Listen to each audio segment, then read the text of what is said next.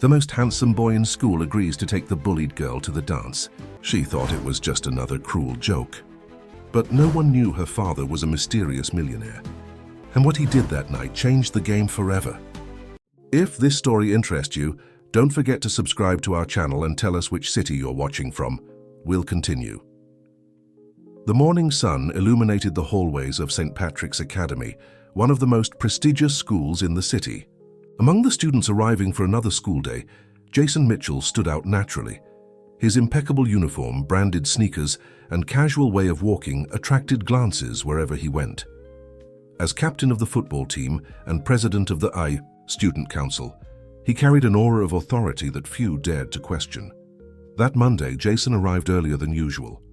His friends from the team were already waiting for him on the main steps, a spot that had served for years as the meeting point for the school's most popular group. Between laughs and teasing, they discussed the weekend party at a beach house. "So, Mitchell, have you decided who you're taking to the prom?" asked Ryan, his right-hand man on the team. "All the girls are waiting for your invitation." Jason smiled with that characteristic air of superiority. At 18, he had already achieved practically everything a teenager could desire in the school environment. His father, manager of a multinational company, ensured he had access to the best, and his own charismatic personality did the rest. "For now, I'm analyzing my options," he answered, adjusting the dark brown hair that fell over his green eyes. "But you guys know I don't like doing the obvious." It was at that moment that Emily Parker passed by the group, almost invisible in her discretion. The large, outdated glasses, carelessly tied hair, and simple clothes made her a stark contrast to the other female students. She carried a stack of books and walked hurriedly toward the library. Tyler, another player on the team, nudged Jason and pointed to Emily with a malicious smile. "What if you did something really different this year? Something nobody would expect from the great Jason Mitchell?" The entire group turned to Emily, who was already far away, and then back to Jason. The team captain observed the girl for a few moments, an idea beginning to form in his mind. His reign at the school was secured, but lately he felt he needed something more, a challenge that would definitively prove his influence. "Are you thinking what I'm thinking?" Jason asked, a smile forming on his lips. "Man, it would be epic!" exclaimed Ryan, getting on his friend's wavelength. "Imagine you transforming Emily into the prom queen. Everyone would freak out." The bell rang, announcing the start of classes, but the group remained there, elaborating what would be the greatest demonstration of social power ever seen at St. Patrick's. Jason took his phone from his pocket and created a WhatsApp group called Operation Cinderella. "Place your bets, guys," he typed. "By prom night, I'll make Emily Parker fall hopelessly in love with me. And in the big moment, everyone will see that not even the most invisible girl in school can resist the charm of the king." Responses of support and laughing emojis immediately flooded the group. Jason put away his phone, satisfied with himself. Little did he know that in the library, Emily wasn't alone. Her best friend, Zoe Chen, a tech expert who preferred to spend breaks among the school computers, was about to discover something that would completely change the game. Meanwhile, on the other side of town, in a modern office on the top floor of a skyscraper, Richard Parker, Emily's father, was participating in a video conference with international investors. The technology sector billionaire looked proudly at a framed photograph on his desk, where his daughter smiled simply.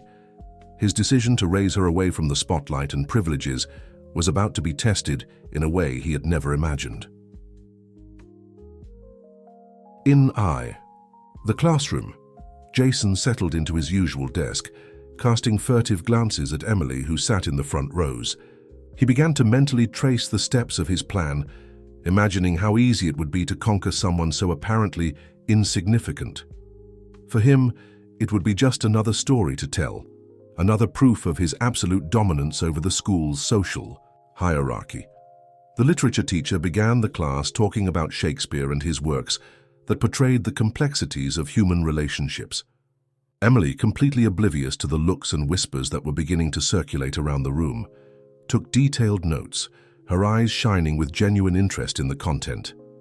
In her mind, there was no room for the social trivialities that consumed her classmates. In the computer room of the school, Zoe Chen typed furiously on the keyboard during the lunch break. Her agile fingers danced over the keys as she navigated through different programming windows. As a monitor in the computer lab, she had privileged access to the school's computers, and her passion for technology made her practically invisible, exactly like her best friend. "Emily?" "You won't believe what I found," whispered Zoe, as soon as Emily entered the room carrying her lunchbox. It was the daily ritual of the two. While other students crowded the cafeteria, they preferred the tranquility of the lab. Emily approached the screen, adjusting her glasses. "What is it this time? Did you discover another bug in the grading system?" "Much better," replied Zoe, a gleam of indignation in her brown eyes. "Remember how I configured an algorithm to monitor suspicious mentions on the school networks? I just intercepted this." On the screen, a screenshot of the Operation Cinderella group showed the entire conversation between Jason and his friends. Emily read each word in silence, her normally serene face beginning to show signs of disturbance. Her hands trembled slightly, but she maintained her composure. "So that's what I mean to them." "A joke," she murmured, more to herself than to her friend. Zoe placed her hand on Emily's shoulder. "You're worth 1,000 times more than all of them put together, and you know what's better, they don't have the slightest idea who you really are." Emily sat down, thoughtful. Years of discretion and simplicity, choices made together with her father, had built a wall between her and the other students. Not that she cared. She always preferred to focus on her studies and her own interests. But now, for the first time, she felt a burning desire to show her true strength. "Zoe, do you still have access to that digital board you created for the student council?" Emily asked, a plan beginning to form in her mind. "The wall of secrets? Of course, I programmed the entire system." "Why?" "Because maybe it's time to teach a lesson about appearances and judgments," Emily replied, a discreet smile forming on her lips. "But let's do it our way, with intelligence." That same afternoon, the school's wall of secrets received its first anonymous message. "Not every prince is charming. Sometimes the frog wears a crown just to deceive the princess." The foam, cryptic message began to circulate among students, generating whispers throughout the corridors. Jason, who was passing by the location with his friends, stopped to read the message. For a moment, his usual smile faltered. At home, Emily found her father in his office. Richard Parker had finished another day of important meetings, but always reserved time to talk with his daughter. Seeing her thoughtful expression, he set aside the tablet where he was reviewing million-dollar contracts. "Did something happen at school, sweetheart?" he asked, noticing a subtle change in his daughter's behavior. Emily hesitated for a moment before answering. "Dad, have you ever felt underestimated? Like people only saw a part of who you are?" Richard adjusted himself in his chair, memories of his own youth coming back. Before becoming one of the biggest names in national technology, he had also faced prejudice and exclusion. "Many times," he answered honestly. "But I learned that being underestimated can be an advantage. When nobody expects much from you, the surprise is even greater when you show your true potential." Emily absorbed her father's words, thinking about how she could use that situation to her advantage. She didn't want revenge. She wanted a transformation, not just her own, but of the toxic environment that allowed people like Jason to feel entitled to play with others' feelings. "Dad, I need your help," she finally said. "But not your money or your influence. I need your experience, your advice. I want to learn to position myself without losing who I am." Richard smiled, proud of his daughter's maturity. "Count on me. And remember, true strength isn't in changing to please others, but in having the courage to be authentic." The following morning, Jason decided to start his plan. He approached the library during the break, where he knew he would find Emily studying alone. She was absorbed in an advanced physics book, making meticulous notes in her notebook. "This content really is fascinating, isn't it?" he said, pulling up a chair beside her. Emily raised her eyes, surprised not only by his presence but mainly by the specific comment about the subject. "You're interested in quantum physics?" she asked, maintaining a neutral tone, although inside her heart was beating fast. not from emotion but from anticipation for the game that was about to begin. Jason hesitated for a moment. He didn't expect a direct question about the subject. "Actually, I've been following some theories. Out of curiosity," he improvised, trying to maintain his confident posture. Emily slowly closed the book, her eyes studying the young man's face with an intensity that made him feel strangely exposed. "Interesting. What's your interpretation of Schrödinger's cat paradox?" The question caught Jason off guard. His smile faltered for an instant, but years of practice in social situations helped him maintain his composure. "Maybe we could discuss this over coffee after class. I know a great cafe nearby." On the other side of the library, Zoe discreetly observed the scene from behind her laptop. Her fingers typed rapidly, feeding the wall of secrets with another enigmatic message. Sometimes the hunter doesn't realize he's the prey. In the hallway, Alex Rodriguez, vice captain of the football team and Jason's eternal rival, observed the interaction with a mixture of anger and frustration. 2 years earlier, he had tried to approach Emily, genuinely interested in her intelligence and the mystery that surrounded her. But his own arrogance and the clumsy way he handled the situation resulted in a polite yet firm distancing on her part. During chemistry class, Emily surprised everyone by agreeing to partner with Jason on an important project. The buzz was instantaneous. Ms. Martinez, known for her academic rigor, had proposed a project that would be worth 30% of the final grade. "Shall we study at the central library after class?" suggested Emily, adjusting her glasses. "Naturally. The project is complex and we need to start soon." Jason nodded, feeling strangely anxious. He wasn't used to trying so hard to gain someone's attention. Emily demonstrated a quiet confidence that intrigued him more and more. At the school exit, Zoe intercepted Emily before she could meet with Jason. "Are you sure you want to go through with this? We can still expose everything right now." Emily smiled, calm. "Trust me, sometimes the best way to teach a lesson is to let the person learn it themselves." At the central library, Jason waited restlessly. It was the first time he had found himself in a study environment by his own choice. Emily arrived punctually, carrying not only chemistry books but also an air of purpose that made her seem different. "Before we begin," she said, sitting across from him, "I want to make something clear. I'm not the type of person who is easily impressed by appearances or social status. If we're going to work together, I expect real dedication." Jason felt the weight of those words. Something in the way Emily expressed herself made him question his own motivations. "Are you always this direct?" he asked, somewhat disconcerted. "Always," she replied, a small smile appearing at the corner of her lips. "Time is too precious to be wasted on beating around the bush." As they studied, Jason found himself genuinely interested in Emily's explanations. She had a unique way of making the most complex concepts understandable, and her passion for knowledge was contagious. In the Operation Cinderella group, messages kept coming in. Friends wanted updates, made jokes, increased their bets. But for the first time, Jason took a while to respond. He was too absorbed trying to understand an explanation about chemical bonds that Emily was drawing in her notebook. At the end of the afternoon, when they said goodbye, Jason remained seated for a few minutes, thoughtful. He took his phone from his pocket and reread the messages in the group. A discomfort he couldn't name began to grow in his chest. The meeting at the central library marked the beginning of a series of subtle changes in the dynamic between Emily and Jason.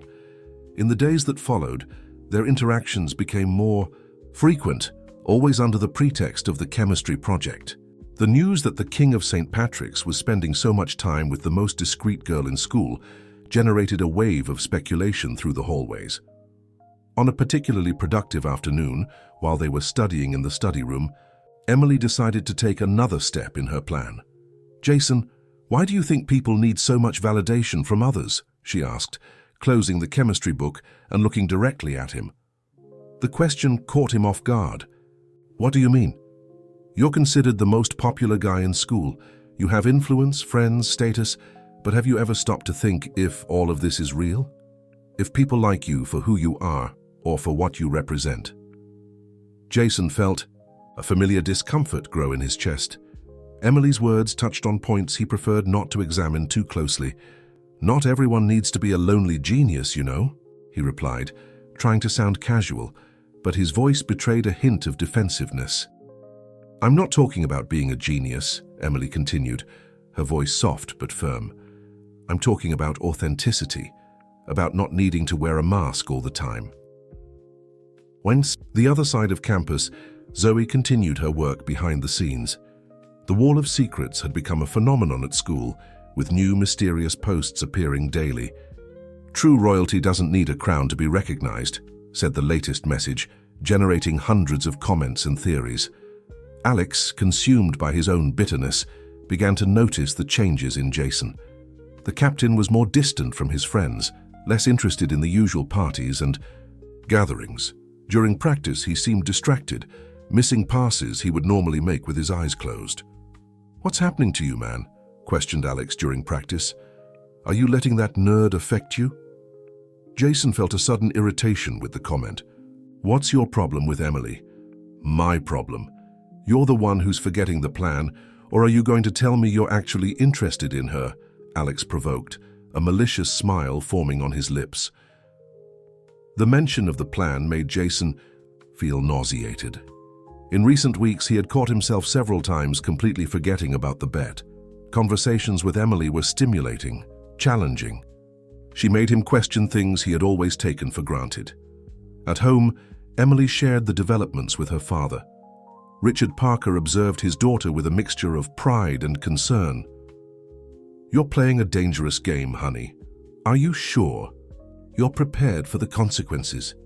Emily smiled, confident. "Dad, remember when you taught me that sometimes we need to lose a battle to win the war? I'm not just trying to teach Jason a lesson. I'm trying to change the toxic culture that allows people like him to feel entitled to play with others." Richard nodded, recognizing in his daughter the same determination that had led him to success. "Just don't forget that behind every mask, there's a real person. Sometimes those who seem strongest are the most fragile inside." The next morning, during physical education class, something unexpected happened. Emily, normally excused from practical activities by presenting a medical certificate, appeared dressed in the sports uniform. Her hair was tied in an elegant ponytail, and she had exchanged the heavy glasses for contact lenses.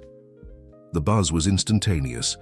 It wasn't a dramatic transformation, but the small changes highlighted her natural beauty in a way that no one had noticed before.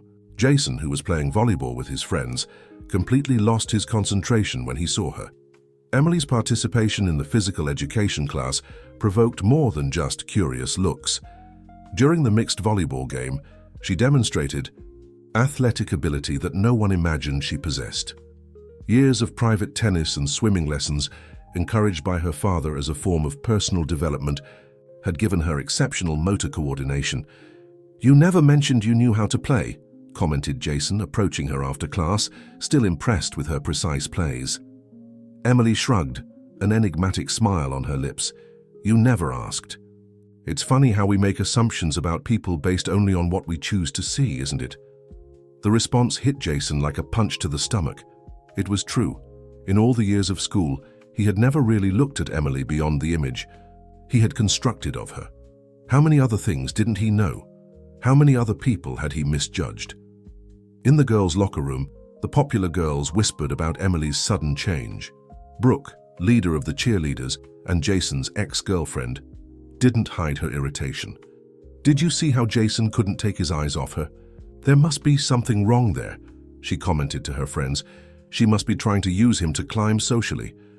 Zoe, who was passing through the hallway at that moment, couldn't contain an ironic smile. If only they knew the truth. That same afternoon, a new message appeared on the Wall of Secrets.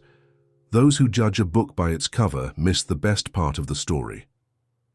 The Operation Cinderella group was increasingly silent. Jason rarely participated in the conversations, and when he did, his responses were evasive. His friends were beginning to question if he was still committed to the original plan. During lunch, Alex decided to take a more direct approach. He approached the table where Emily was sitting alone, while Jason was busy with a student council meeting. "You know, Emily, it's interesting how things change," he began, sitting down uninvited. "2 years ago, when I tried to approach you, I was completely ignored. Now suddenly you're all receptive to Jason." Emily raised her eyes from the book she was reading, her penetrating gaze meeting Alex's. "The difference, Alex, is that 2 years ago, you tried to approach me pretending to be someone you weren't. You tried to impress with money and status, forgetting that some people value authenticity more." The response left Alex disconcerted. How did she know about his attempts at ostentation? At the time, he had discovered that her father worked in the technology sector and tried to use that as a bridge, feigning an interest he didn't have. "And you think Jason is different?" he retorted, regaining his composure. "You think he's actually interested in you?" "The question isn't whether he's interested in me," replied Emily, calmly putting away her materials. "The question is, why do you still care so much about it after all this time?" Leaving Alex without a response, Emily stood up and left the cafeteria. On the way, she met Jason, who was returning from the meeting. The look they exchanged was different from the previous ones. There was a tension in the air, and electricity that neither of them expected to feel. "Everything okay?" he asked, noticing something different in her expression. "Everything's great," she replied. "I was just thinking about how some people have difficulty moving past the past." That night, in his room, Jason was restless. Emily's words about authenticity wouldn't leave his head. He looked at the trophy for Best Player of the Year on his shelf, at the photos with friends at parties, at the medals from school competitions. For the first time, he questioned how much of that was really his, and how much was just an image he maintained to please others. He took his phone and opened the Operation Cinderella group. The old messages seemed to have been written by another person. How could he have found humor in something so cruel? The cursor blinked on the screen as he considered the possibility of telling Emily the truth. But the fear of losing everything he had built over the years paralyzed him. The chemistry project was almost completed, and with it something else was also transforming. Jason and Emily had developed their own dynamic, full of deep discussions and moments of complicity that went far beyond the simple staging initially planned. During a particularly pleasant afternoon at the Central Library, while they were finalizing the last details of the project, Emily decided to raise the stakes of the game. "Have you ever wondered why I chose to accept your approach?" she questioned, closing the laptop where she was typing the final report.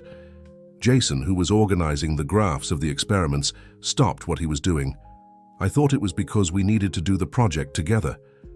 "No," Emily replied, her voice calm but firm.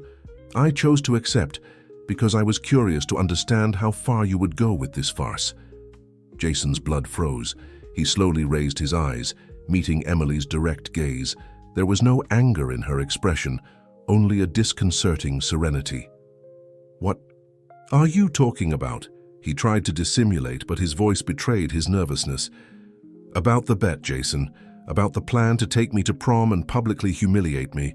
About how you and your friends turned my existence into a popularity game." The silence that followed was deafening. Jason felt as if the ground had disappeared beneath his feet. His hands trembled slightly as he tried to process what was happening. "How?" was all he managed to stammer. "How did I find out? Does that matter?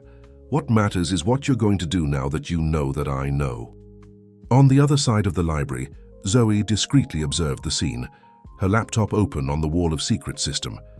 She was ready to publish the complete truth if things got out of control.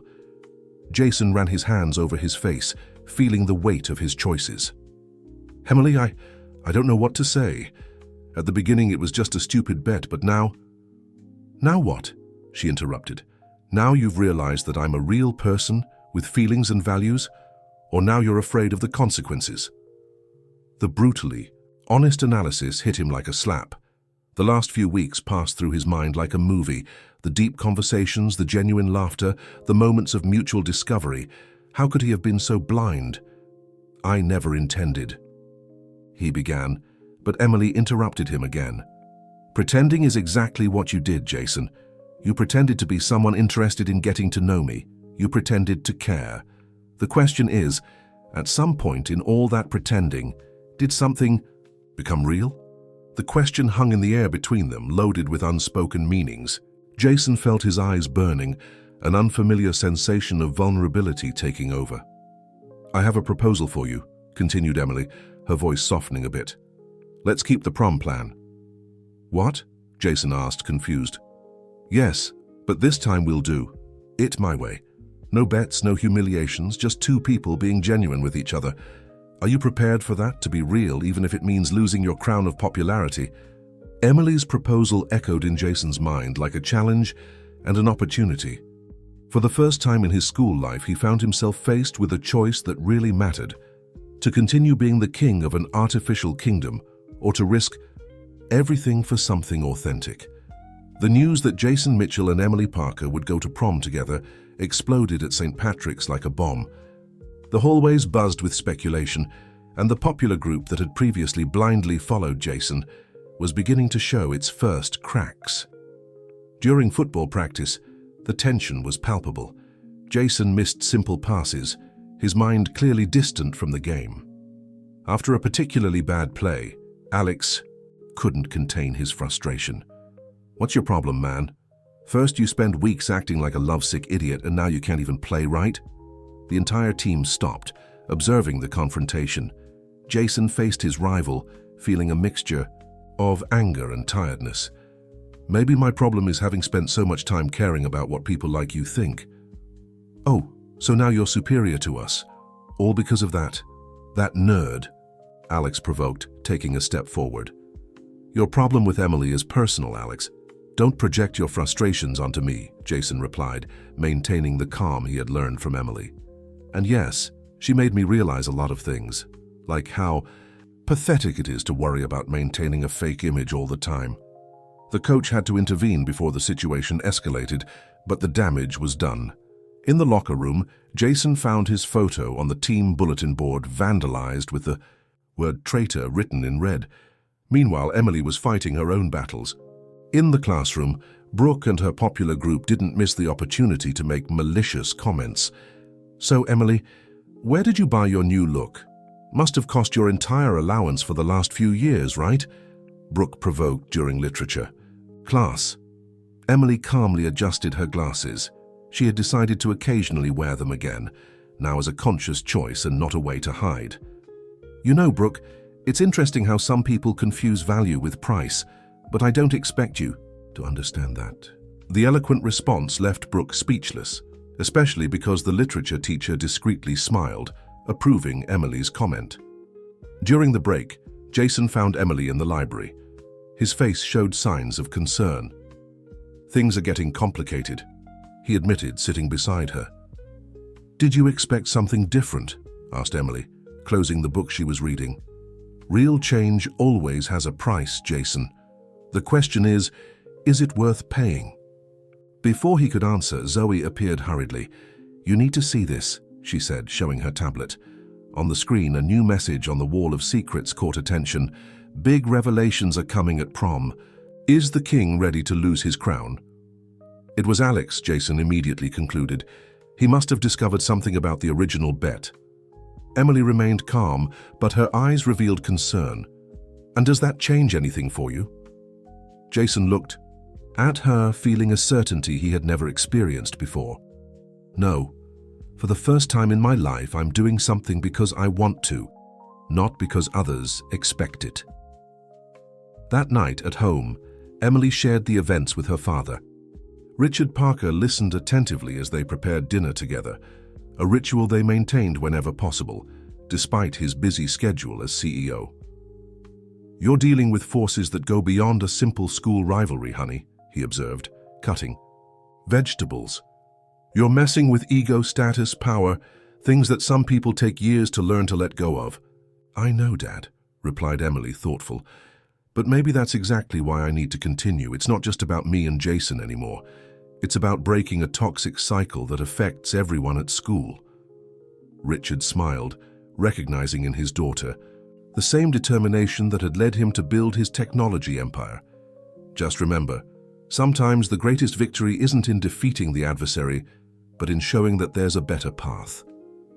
The next morning, an unexpected event shook the school environment even more. The school administration announced that Jason would be nominated for the Student of the Year award, an honor that included a possible university scholarship. The only condition was to maintain exemplary conduct until the end of the school. The announcement of Jason's nomination for the Student of the Year award created an even greater dilemma. The scholarship represented a unique opportunity. His father, despite his position as a manager, wouldn't be able to cover the costs of a top-tier university. During math class, Jason couldn't concentrate. The teacher was explaining something about trigonometric functions, but his mind was elsewhere. The threatening message on the wall of secrets hung over his head like a dark cloud. If Alex really exposed the story of the bet during prom, his chances of winning the award would be destroyed. During the break, Emily found him sitting alone in the football field bleachers. It was strange to see him there isolated, when weeks before that had been his particular kingdom. "I heard about the nomination," she said, sitting beside him.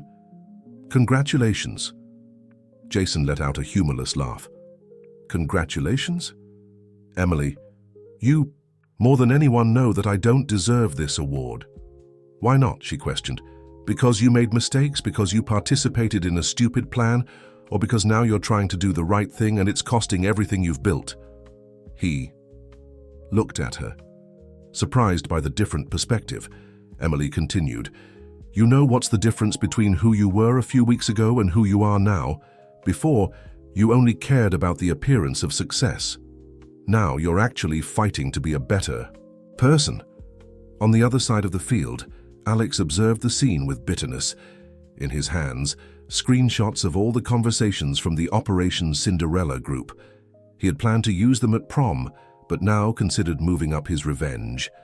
Zoe, who constantly monitored the school's digital activities through her system, detected suspicious movements. Alex was trying to access the school's internal communication system. "He's planning something," she alerted Emily during computer class. "Should we do something about it?" Emily reflected for a moment. "No. Sometimes you need to let things happen. Naturally, what matters is how we react to them." In the afternoon, during the student council meeting, Jason surprised everyone by proposing an academic mentoring project where students with better performance would help those who had difficulties. The project had Emily's fingerprints all over it, inclusive, focused on collective development. "Who are you and what have you done with the Jason we knew?" joked one of the council members, but there was admiration in his voice. "Maybe he finally grew up," replied Emily, who was attending the meeting as a listener. Her eyes met Jason's, and for a moment, everything else seemed to disappear. After the meeting, they walked together through the almost empty school courtyard. The afternoon sun painted the sky in orange hues, creating an almost magical atmosphere. "Emily," Jason began, his voice serious, "I need to tell you something about prom." She gently interrupted him. "I know what you're going to say, that you're worried about what Alex might do, about the award, about your reputation. But let me ask you a question. What do you want to do?" The question caught Jason by surprise. In all his years of social reign, no one had cared about what he really wanted. It was always about keeping up appearances, meeting expectations. "I want to go to prom with you," he finally answered. "Not for the bet, not for the image, not for what others will think. Just for you." Emily's smile lit up her face in a way that made Jason's heart race. "Then that's what we'll do. And as for the rest, well, sometimes we need to lose everything to discover what really matters." With only 1 week left until prom, St. Patrick's Academy was buzzing with preparations. The gym was being decorated with lights and fabrics in shades of blue and silver, transforming the sports space into a ballroom worthy of fairy tales. However, beneath the surface of festive excitement, growing tensions threatened to explode. During the final chemistry exam, the project that Emily and Jason had developed together received the highest grade. Ms. Martinez made a point of publicly praising the work, highlighting how the unlikely partnership had resulted in exceptional research. "You not only understood the content," commented the teacher, "but also brought an innovative perspective to the topic. This is what happens when different people work together." The comment, seemingly innocent, carried a greater weight than the teacher could imagine. At the classroom exit, Brooke nudged her friends and whispered loud enough for everyone to hear, "Of course she got top marks. She must have done all the work herself while Jason pretended to be interested." To everyone's surprise, it was Jason, who responded, "Actually, Brooke, Emily taught me more in these weeks than I've learned in years sitting next to you complaining about classes." The entire hallway went silent. Brooke, red with anger and embarrassment, hurried away with her group. Emily, who observed the scene, felt her heart race, not for the defense itself, but for the genuine change she saw in Jason. In the computer room, Zoe monitored a significant increase in Wall of Secrets activities. Alex had tried 3 times to bypass the system to post evidence of the original bet, but she had managed to block all attempts. "He's getting more aggressive," Zoe commented to Emily during lunch. "Maybe we should expose him first." Emily shook her head, thoughtful. "No, Zoe, that would only put us on the same level. Besides," she hesitated for a moment, "I think Jason needs to face this on his own." In the afternoon, during graduation rehearsal, the tension reached a new level. The coordinator gathered all the students to discuss the details of prom, including the Student of the Year award ceremony. "As you know, this award is not just an honor," she explained. "It's a real opportunity for the future, with a full scholarship to one of the best universities in the country. Therefore, the behavior of the nominees until the day of the ceremony will be carefully evaluated." Jason, seated in the front rows, felt the weight of those words. His father, who had always dreamed of seeing his son at a great university, had already commented on how this scholarship could change their lives. The company where he worked was experiencing difficulties, and university tuition would be too heavy a burden. At the end of the rehearsal, Alex approached Jason with a malicious smile. "Must be difficult, huh? Having to choose between maintaining your reputation and losing everything you've built, or continuing to pretend and securing your future." "What are you talking about?" questioned Jason, although he already knew the answer. "Oh, you know very well. I have all the evidence of your little bet. Just imagine the administration's face when they discover that their Student of the Year planned to publicly humiliate a classmate." Jason felt his stomach turn, but maintained the composure he had learned from Emily. "Do what you think you have to do, Alex. I won't participate in your games anymore." That night at home, Emily found her father in his office, working on a new technology project. Richard immediately noticed that something was worrying his daughter. "What is it, sweetheart? Problems with the prom preparations?" Emily sat in the armchair across from her father's desk, a childhood habit she maintained when she needed advice. "Dad, have you ever been in a situation where you knew something bad was going to happen, but felt that you needed to let it happen?" Richard removed his glasses, thoughtful. "Many times. Actually, some of the biggest advances in my company came from crises that I could have avoided, but chose to face. The day before, prom brought with it an electric atmosphere to St. Patrick's Academy. The hallways were decorated with posters announcing the candidates for King and Queen, and for the first time in school history, an unexpected twist occurred. Emily was among the finalists. "How is this possible?" questioned Brooke during the cheerleaders' meeting. "She didn't even apply." "Actually," explained the events coordinator, "Emily received enough nominations from the students themselves. According to the regulations, this automatically makes her a finalist." The news spread quickly. What was previously a practically guaranteed result, with Brooke and Jason as obvious favorites, now transformed into an unpredictable contest. The Wall of Secrets exploded with comments and speculation. During the break, Jason found Emily in the library. She was absorbed in a quantum physics book, apparently oblivious to all the commotion her nomination had caused. "Did you know this was going to happen?" he asked, sitting beside her. Emily calmly closed the book. "That people would eventually realize there's more to someone beyond appearances." "Yes, I knew, but that's not why we did all this, is it?" Jason reflected on the question. The last few weeks had been a roller coaster of emotions and discoveries. He had started everything as a power game, but now found himself completely transformed by the experience. "I received a message from Alex," he revealed, his voice tense. "He said he's going to expose everything during the king and queen coronation. He said he has evidence, screenshots, everything." Emily observed him for a moment before responding. "And what do you intend to do?" I thought about telling everything beforehand, getting ahead of it, but..."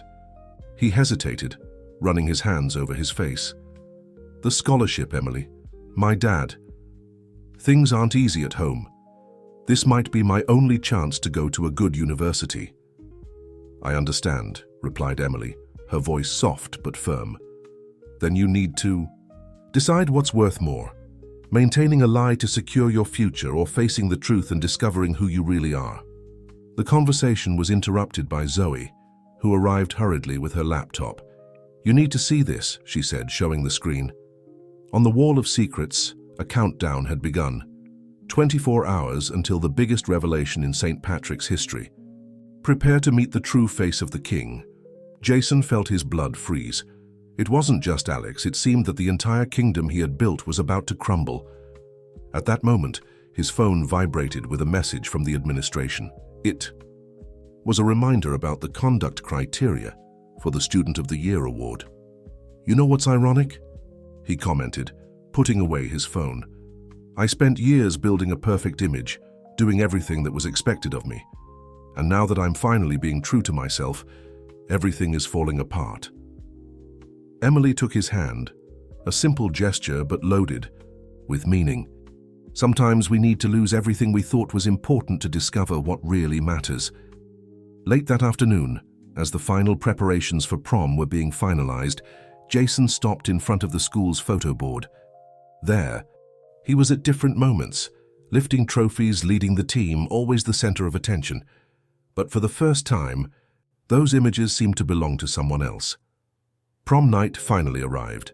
The gym at St. Patrick's Academy had been transformed into a fairy tale setting, with twinkling lights reflecting off the silver fabrics hanging from the ceiling. A live broadcast team was strategically positioned. For the first time, the event would be transmitted on the school's social networks. At her home, Emily prepared with a calm that contrasted with the storm of emotions that approached. Her dress, carefully chosen, was elegant without being ostentatious, a midnight blue model that perfectly reflected her personality. She chose to keep her glasses, now a more modern pair that she had selected with her father's help. "You look beautiful, daughter," said Richard, standing at the bedroom door. His gaze conveyed more than paternal pride. There was a deep understanding of the transformative moment that was to come. "Dad," Emily called, adjusting the delicate necklace that had belonged to her mother. "Do you think we're doing the right thing? Letting everything happen like this?" Richard entered the room and sat on the edge of the bed. "You know, when I started my company, many doubted me. They said I was too young, too inexperienced. But I learned that sometimes we need to let people underestimate us so that the truth has a greater impact when it comes to light." On the other side of town, Jason faced his own moment of preparation. Before the mirror, adjusting his tuxedo tie, he barely recognized the young man staring back at him. It wasn't just the formal clothes. There was something different in his eyes, a depth that didn't exist months ago. His father knocked on the door, entering with an envelope in his hand. "Son, this arrived from the university. It's about the scholarship." Jason felt his heart race. "You can open it, Dad. Please." His father opened the envelope, and his eyes lit up as he read the contents. "You've been pre-approved. They just need confirmation of the Student of the Year award and..." He stopped, noticing his son's tense expression. "Is everything okay?"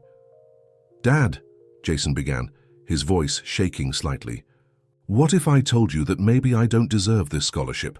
That maybe I'm not the person everyone thinks I am?"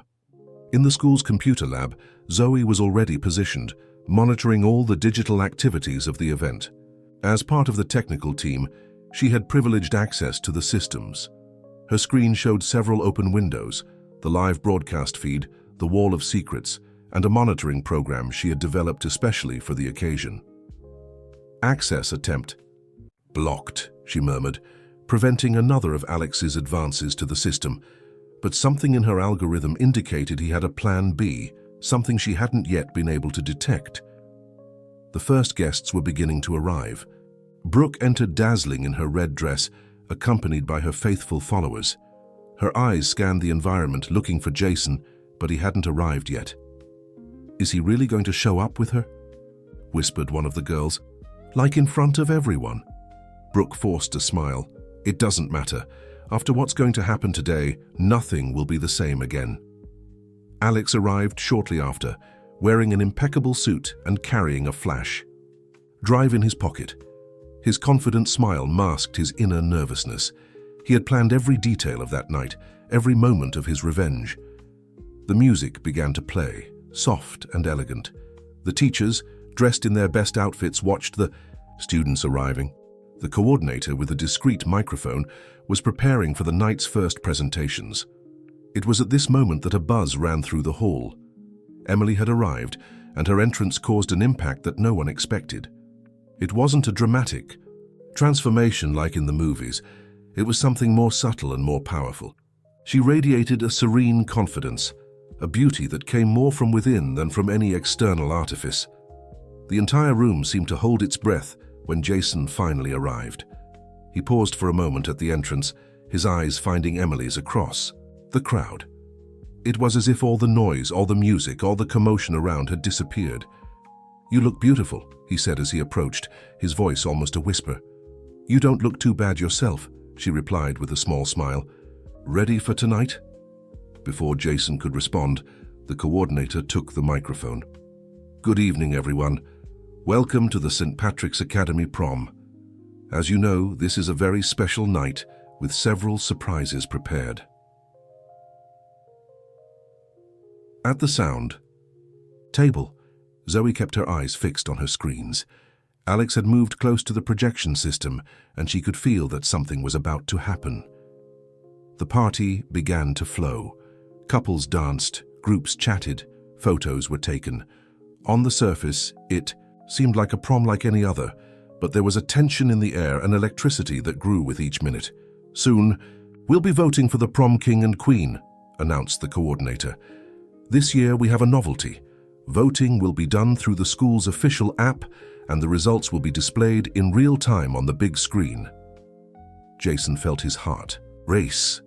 At his side, Emily remained serene, as if she already knew exactly what was to come. "You don't have to go through this," she whispered. "We can still leave here." He shook his head. "No, I need to face the consequences of my choices." From across the hall, Brooke observed the couple with a mixture of anger and confusion. How had Emily, the invisible girl, not only managed to conquer Jason, but also transform herself into a serious candidate for prom queen? Alex took advantage of the moment to approach Brooke. "Everything's ready," he murmured. "When the voting starts, we're going to give everyone a show they'll never forget." The music decreased, and the coordinator returned to the microphone. "Attention, students, the moment everyone has been waiting for is coming. Please open your apps for the prom king and queen voting." The big screen lit up, showing the faces of the finalists. Emily's image, with her serene smile and confident gaze, contrasted with Brooke's traditionally glamorous photo. On the boys' side, Jason and Alex faced each other through their digital photos. "The voting is open," announced the coordinator. "You have 5 minutes to choose your favorites." As the numbers began to appear on the screen, Zoe noticed suspicious activity in her system. Someone was trying to access the main projector through an unauthorized connection. "Emily," she called through the discreet communicator they had installed. "I think it's now. He's going to try something during the voting." Emily gently squeezed Jason's hand. "Whatever happens in the next few minutes, remember, true courage isn't in maintaining appearances, but in being authentic, even when it costs everything." The numbers on the screen changed rapidly as votes were computed. To general surprise, Emily and Jason led by a considerable margin. The buzz in the hall increased with each update of the scoreboard. "Impossible!" exclaimed Brooke, her face red with indignation. "There must be some error in the system." Zoe, monitoring everything from her position, noticed suspicious movement. Alex had connected a device to the sound system, taking advantage of a moment of distraction from the technicians. Her hands flew over the keyboard, trying to prevent any unauthorized interference. 30 seconds to the end of voting, announced the coordinator, excited by the energy of the moment. That's when it happened. The main screen flickered, and for a moment, everyone thought it was just a technical glitch. But soon a new image appeared. Screenshots of the Operation Cinderella group, exposing the entire story of the bet. The hall plunged into a stunning silence. Hundreds of eyes turned to Jason and Emily, while the messages continued to be displayed on the big screen. The cruelty of the original plan, the laughter, the bets, it was all there exposed for everyone to see. The coordinator, caught by surprise, tried to regain control of the situation. "Please remain calm. We'll solve this technical problem." But before she could continue, Jason took the microphone. His hands trembled slightly, but his voice was firm when he began to speak. "No, it's not a technical problem. It's the truth, and it's about time everyone knew." Emily took a step in his direction, but he made a gentle gesture, asking her to wait. This was his moment to face the consequences of his choices. "Yes, I made a bet. A cruel, immature, and completely wrong bet. I was that boy in the screenshots, the one who thought he could play with others' feelings just to prove his power. But something happened along the way." His words echoed through the silent hall. Some students filmed with their cell phones, others whispered among themselves, but all were hypnotized by the scene unfolding. Emily wasn't a prize to be won. She taught me more about strength, dignity, and authenticity than I learned in all these years being the king of this school. And the most ironic part? She knew about the bet the whole time. A murmur of surprise ran through the crowd. Emily remained serene, her eyes fixed on Jason, transmitting a silent strength that he had never needed as much as at that moment. She could have exposed me, humiliated me as I had planned to do to her, but instead, she chose to give me the chance to learn, to grow, to become someone better. And that's why today, in front of all of you, I need to do the right thing. Jason turned to the coordinator, who was observing everything with an expression of shock and disappointment. "I know this means I'll lose the Student of the Year award. I know I've probably lost my chance to get the scholarship, but for the first time in my life, I'm choosing to be honest, even if it costs everything I've built." Alex, who was observing everything from his corner, couldn't hide his frustration. His revenge plan had transformed into a moment of redemption he hadn't expected. Brooke abruptly stood up from her table, knocking over a cup of punch. "This is ridiculous. You're not really going to believe this little show, are you? He's obviously trying to gain sympathy." It was at this moment that Emily finally moved. With firm steps, she climbed onto the stage beside Jason, taking the second microphone. The entire room held its breath as Emily began to speak.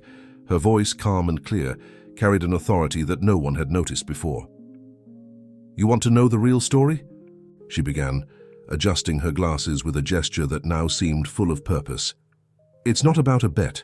It's not about popularity or status. It's about how we all wear masks, afraid to show who we really are." She paused, her eyes scanning the room. Some students lowered their gaze, recognizing themselves in her words. "Yes, I always knew about the bet. My friend Zoe intercepted the messages on the first day, and yes, I could have exposed everything immediately, but I realized there was a greater opportunity here." At the back of the hall, Richard Parker had arrived discreetly, watching his daughter with pride. He knew that this moment was the result of years preparing Emily to be strong without losing her essence. "You see me as the invisible girl, the nerd with thick glasses that nobody noticed, but being invisible gave me a superpower. I could see all of you clearly. I saw how Brooke lived in constant fear of losing her position, how Alex carried a grudge that consumed him from within, and how Jason, our king, was a prisoner of a crown he himself created." Brooke, who had stood up to protest, slowly sat back down. There was something in Emily's words that touched a truth too deep to be denied. "But there's more," continued Emily. "Something that nobody at this school knows. My father isn't just an ordinary employee in the technology sector. He's Richard Parker, CEO of Parker Tech, one of the largest technology companies in the country." A murmur of astonishment ran through the hall. Some students quickly searched on their phones, confirming the information with wide eyes. I could have worn designer clothes, attended the most exclusive parties, been part of the elite from day one. But my father taught me that true value isn't in what you have or appear to be, but in what you choose to be each day. Jason looked at her with a mixture of admiration and understanding. Now everything made sense. The silent confidence, the wisdom beyond her years, the ability to see through appearances. So no, I'm not a victim in this story. I'm someone who chose to use a situation of prejudice and superficiality to try to change something bigger. And look, it worked better than I expected. She turned to Jason, her gaze softening. Because the boy who started all this out of arrogance had the courage to face his own flaws and grow. And that, my friends, is worth more than any prom crown. The coordinator, who had followed everything in silence, discreetly wiped a tear before taking her own microphone. This had transformed into something much bigger than a simple prom. The silence that followed Emily's speech was broken by the coordinator, who approached the microphone with a different expression on her face. No longer disappointment, but deep understanding. In 20 years of education, she began, I have never witnessed such a significant moment as this. What happened here tonight goes far beyond a popularity competition or a school award. She paused, looking directly at Jason. As for the Student of the Year award, the decision is no longer just the administration's. I think everyone here has witnessed something much more valuable than grades or sports achievements. They saw moral courage in action. Richard Parker chose this moment to approach the stage. His presence caused a new buzz in the hall. Now that they knew who he was, the students observed him with a mixture of admiration and curiosity. If I may, he said, taking a microphone. As a businessman, I've always believed that true success isn't in never making mistakes, but in how we deal with them and learn through them. He turned to Jason, who was watching him with a mixture of surprise and apprehension. Young man, you began this story with a foolish bet, but you're ending it with something much more valuable: integrity. In my company, I value people who have the courage to admit their mistakes and the strength to change. That's why I'd like to make a proposal. The entire hall held its breath. Richard continued, I offer you an internship position at Parker Tech, starting from the basics, of course, on the condition that you study technology and begin your journey learning from the fundamentals.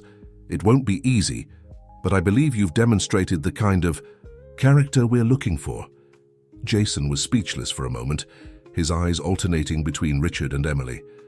I don't know what to say. After everything I did, sometimes, interrupted Emily, a soft smile on her lips, people deserve a second chance. Not because they made mistakes, but because they chose the right path, even when it was the most difficult. Alex, who was observing everything from his corner, felt something strange in his chest, a mixture of shame and regret. His revenge had transformed into a lesson that he himself needed to learn. Brooke slowly stood up. Discreet tears marked her perfectly made-up face. Emily, she called, her voice trembling slightly. I'm sorry. For everything. You're right. About the masks we wear. It's exhausting trying to be perfect all the time. Brooke's moment of vulnerability seemed to break something in the environment. Other students began to speak up, sharing their own experiences with social pressure, appearances, and the need to belong. Zoe, still at her technical position, smiled as she typed one last message on the wall of secrets. Sometimes it takes a storm to clear the sky and show the stars. The coordinator retook the microphone. Well, we still have a coronation to do. But I think tonight has shown us that there are different types of crowns, and the most important ones are those we cannot see. The music began to play again, soft and melodious, but something had changed in the environment. The groups that previously remained rigidly separated began to mix. Genuine conversations replaced malicious whispers. The voting for prom king and queen was reopened, this time with a completely different meaning. The students were no longer just choosing the most popular, they were recognizing a greater change, a transformation that had touched everyone. The results are coming in, announced the coordinator, looking at the screen. And for the first time in St. Patrick's history, We have unanimity. Emily and Jason had received the overwhelming majority of votes, but when the coordinator approached with the crowns, something unexpected happened. "Wait," said Emily, taking the microphone. "Before we put on these crowns, I think we all understand that they're just symbols. What really matters is what we carry in our hearts." She took her crown and, to everyone's surprise, walked to Brooke.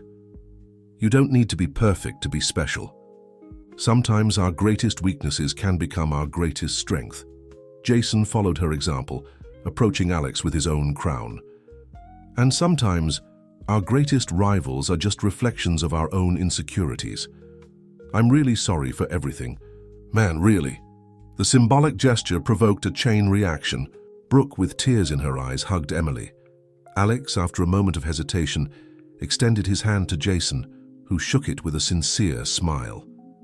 Richard Parker observed everything with a proud smile. His daughter had achieved something much greater than a simple revenge or a lesson. She had catalyzed a real change in the culture of that school. Zoe, who finally left her position at the technical table, joined the group. "I think our social experiment was a total success," she commented, hugging her friend. "It wasn't an experiment," corrected Emily. "It was an opportunity to show that we can all be better when we allow ourselves to be authentic." The party continued into the night, but something fundamental had changed. The social barriers that previously divided the groups began to dissolve. People who had never exchanged more than a few words now chatted animatedly, discovering common interests and sharing stories. The coordinator met with Richard Parker in a corner of the hall. "Your daughter is truly special," she commented. "And regarding the Student of the Year award..." Richard raised his hand, gently interrupting her. "I think we all learned today that there are different forms of excellence. Perhaps it's time to rethink how we measure success in our schools." In the center of the dance floor, Jason and Emily danced slowly, absorbed in their own thoughts and the soft music that filled the environment. "So," he began, a smile playing on his lips, "the technology billionaire's daughter, huh? You're full of surprises." Emily laughed softly. "And you?" "The future Parker Tech intern. Who would have thought? Did you know this would happen, all this growth?" "Not exactly," she replied, her eyes shining. "But I believed there was something greater in you, something beyond the popularity crown. You just needed the right opportunity to discover it for yourself." The days that followed the prom brought changes that no one at St. Patrick's could have predicted. The video of Emily's speech and Jason's confession went viral on social networks, surpassing the school's boundaries and initiating discussions about bullying, authenticity, and personal transformation in other educational institutions. On the Monday after the prom, the environment at the school was completely different. The previously rigidly established groups had naturally dissolved. In the cafeteria, athletes chatted with members of the chess club, cheerleaders shared tables with members of the science club. "It's almost surreal," commented Zoe to Emily as they observed the new dynamic. "It's like we woke up in a parallel reality." Emily smiled, adjusting her glasses. "It's not a parallel reality, Zoe. It's just what happens when people allow themselves to be who they really are." On the other side of the courtyard, Jason was chatting with some freshmen who previously would have been too afraid to approach the king of the school. He was explaining about the academic mentoring program he had proposed, now expanded to include not only help with studies, but also emotional support and discussions about social pressure. Brooke, surprising everyone, had become one of the biggest enthusiasts of the project. "Do you know how many girls approached me saying they also feel pressured to maintain a perfect image all the time?" she commented during a group meeting. "It's liberating to be able to talk about it openly." The school administration, inspired by the prom events, convened a special meeting with class representatives.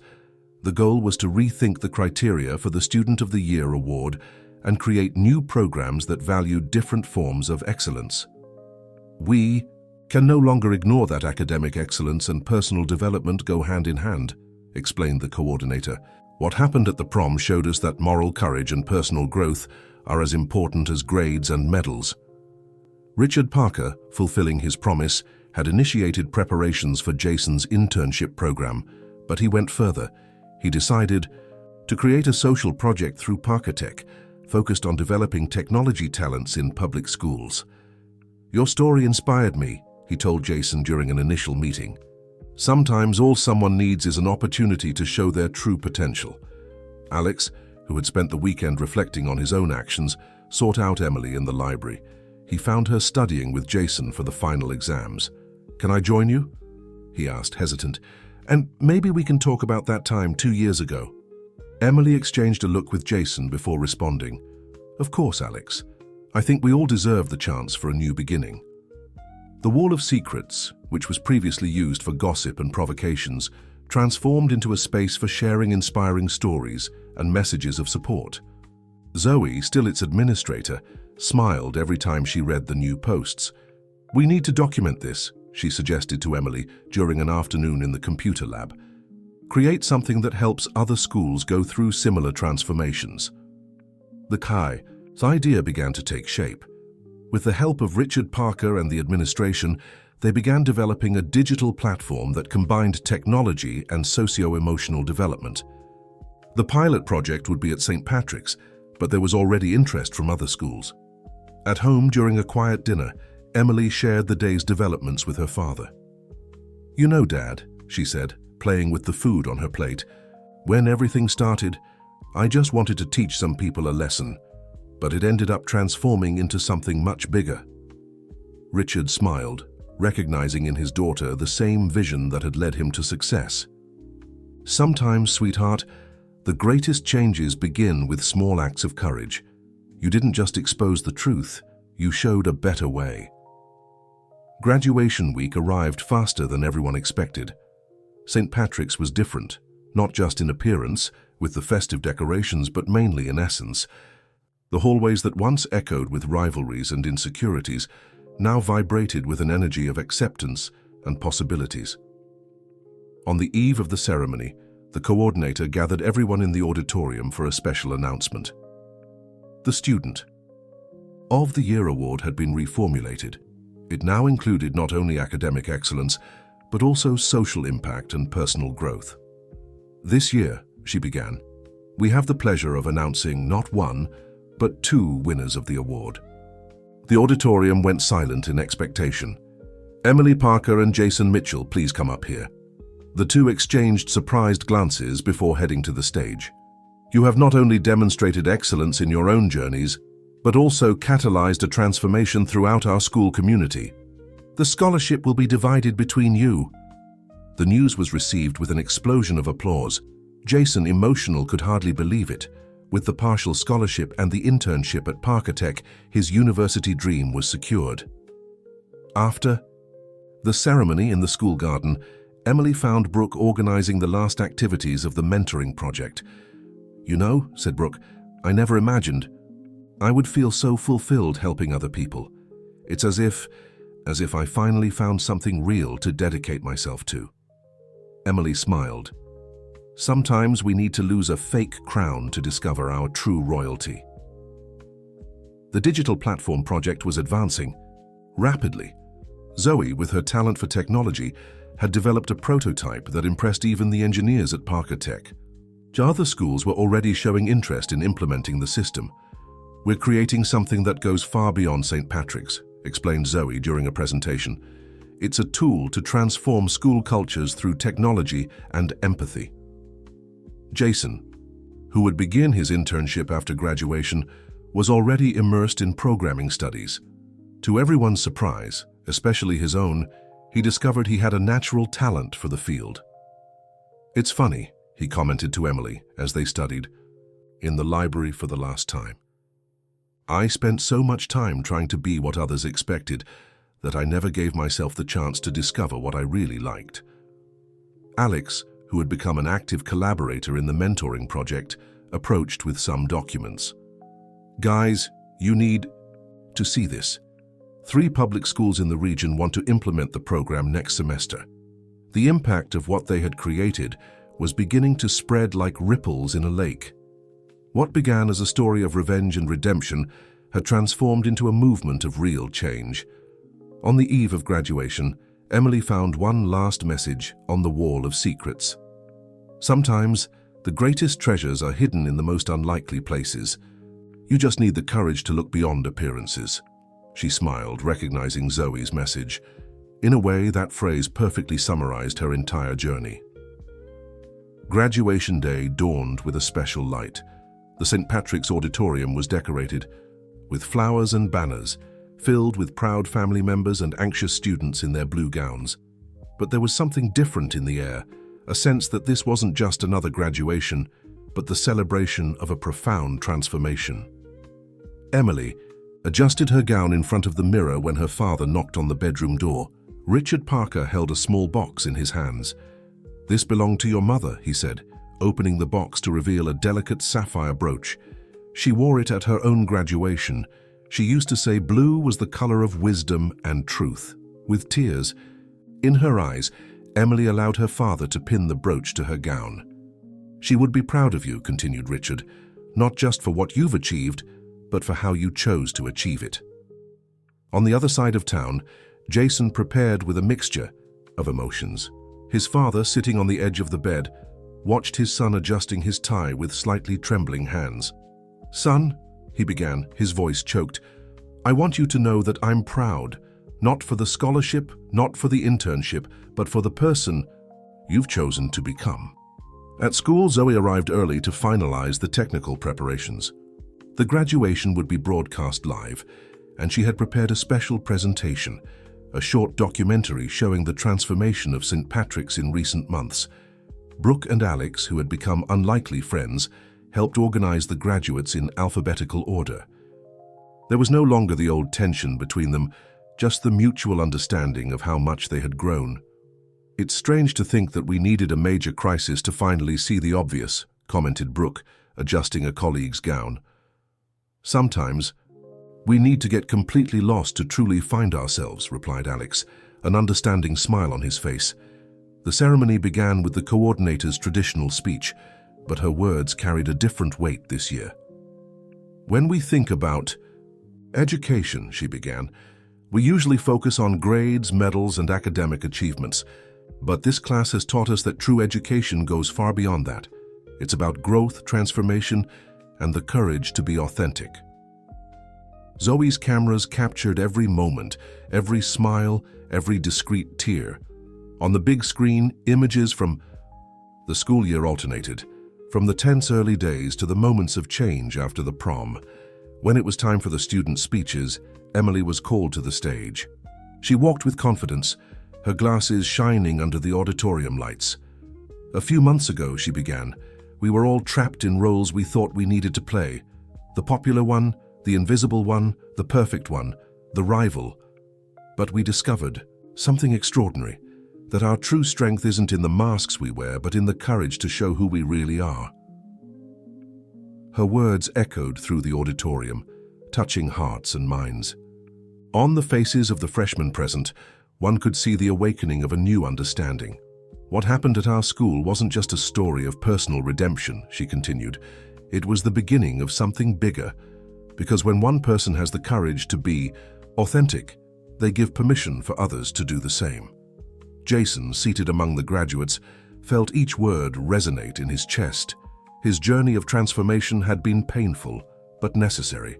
And now, looking to the future, he saw possibilities he had never imagined before.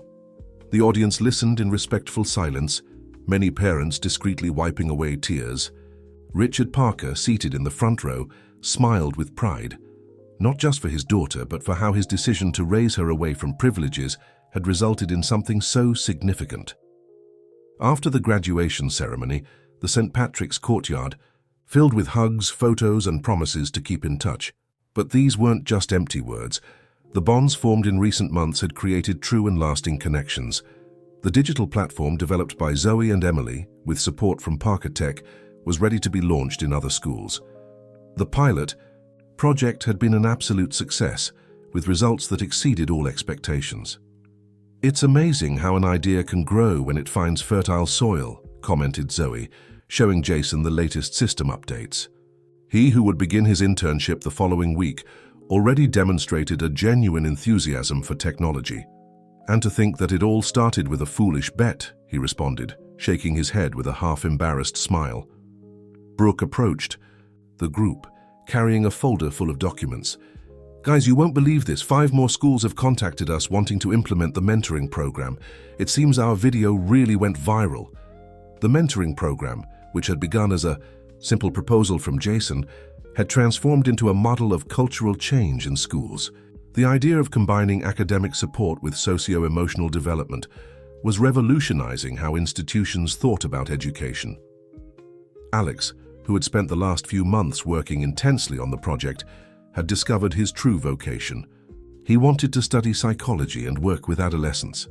Sometimes we need to go through our own conflicts to understand how to help others, he reflected, observing the freshmen who were already showing interest in participating in the program next year.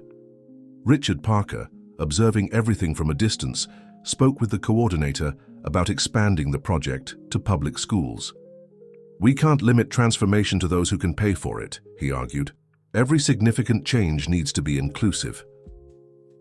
Emily, amidst goodbyes and future plans, found a moment to be alone in the school garden. There, where everything had begun, she could feel the weight and beauty of her entire journey. Jason found her there, as if he knew exactly where to look. "What are you thinking about?" he asked, sitting beside her. "About how things rarely turn out as we plan," she replied, smiling, "and how sometimes that's exactly what needed to happen." The sun was beginning to set, painting the sky with shades of pink and orange.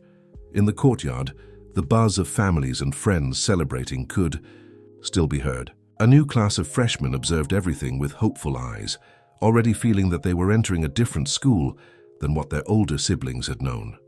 "You know what's most incredible?" said Zoe, joining her friends in the garden. "This is just the beginning. Imagine how many other schools, how many other people can go through this same transformation." And she was right. What happened at St. Patrick's was just a seed of change that was beginning to spread, touching lives and transforming realities far beyond the school walls.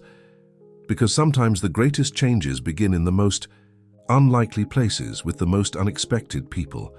And when authenticity meets courage, when truth meets compassion,